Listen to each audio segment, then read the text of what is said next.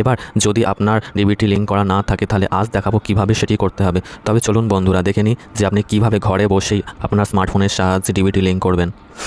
প্রথমেই সার্চ বাটনে গিয়ে ক্লিক করবেন NPCI।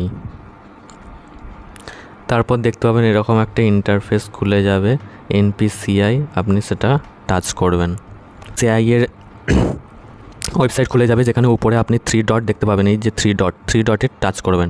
3 ডটে টাচ করলেই দেখবেন কাস্টমারে টাচ করবেন। তারপরেই প্রথমে দেখবেন গেট হেল্প, নিচে ইউপিআই কমপ্লেন আদার প্রোডাকশন NETC ভারত আধার সিডিং এনেবেল BASC, এটা আপনারা খুলবেন। এটা খুললেই আপনারা দেখতে পাবেন এরকম একটা ইন্টারফেস। তারপরে আপনি যদি নতুন লিঙ্ক করাতে চান তাহলে খুলবেন আধার সিডিং ও ডিসিডিং। এরপরে আপনার আধার নাম্বার এখানে দেবেন। আমি আমার আধার নাম্বারটা দিচ্ছি। দেন রিকোয়েস্ট ফর সিডিং, দেন আপনার ব্যাংক সিলেক্ট করবেন।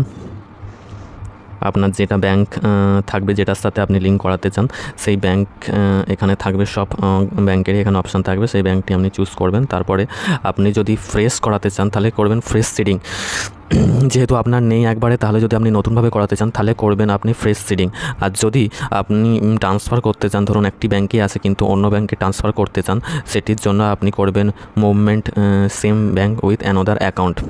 ওকে, তো আমি এখানে ফ্রেশ সিডিং করে আপনাদের দেখাবো। ফ্রেশ সিডিং করলাম, তারপর ব্যাংকের অ্যাকাউন্ট নাম্বারটা এখানে দিতে হবে।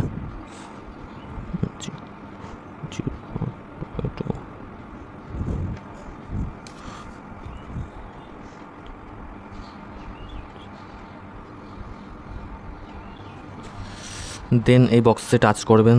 দেন এই ক্যাপচা যেটা আছে সেই ক্যাপচাটা আপনি দিয়ে দেবেন।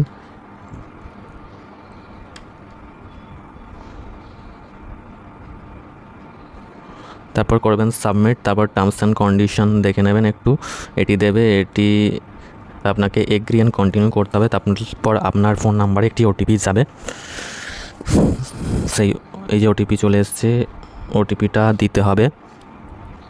যে তোমার করা আছে সেই জন্য এরকম দেখাচ্ছে। তো দেন এখানে ব্যাক করবেন। ব্যাক করে আপনি যাবেন চেক স্ট্যাটাস করবেন। তারপর আরেকটি ওটিপি যাবে আপনার কাছে 812985, দেন কনফার্ম করবেন। এই যে দেখতে পাচ্ছেন এনেবেল ফর ডিবিটি, এটা আপনাকে দেখাবে আপনার যদি হয়ে যায়। তো আগের প্রসেসটা করলে আপনার ডিবিটি লিঙ্ক হয়ে যাবে এবং এনেবেল ফর ডিবিটি হয়ে যাবে। তো আর লাইনে দাঁড়াবার দরকার নেই, ব্যাংকে গিয়ে আর লাইনে দাঁড়াবার দরকার নেই। আপনি ঘরে বসেই আপনার স্মার্টফোনের সাহায্যে এই সমস্যার সমাধান করতে পারবেন, এই ফর্ম ফিল আপ করতে পারবেন।